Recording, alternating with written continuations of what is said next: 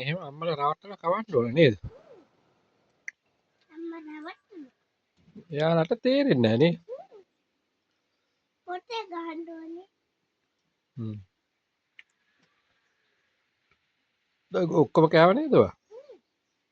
නෑ කොකුට නෑ. තව ටිකක් තියෙනවා. ඔයාට අතෝර ටිකක් ලොකු වුණා තමයි උතෝර රසයිද? මොනවා රස? මල්ලු. හ්ම්. ඊ. උදේ දත් මැදලා නැහැ. මම බැලුවා ගිහින්. වෙන්දේ නැහැ. මේක නේ අම්මලා සෝ හොඳ නැහැ. දත් මන් දන්න ඕන ළමයි. නේද? ඔව්. බත් කවන්න ඕන රවට්ටලා නේද? එයාලා කන්ට කියලා දෙනවා රවට්ටන්නේ නැහැ. දැන් රස ආවනේ කටට. දැන් ගොඩක් කෑවගේ නේ.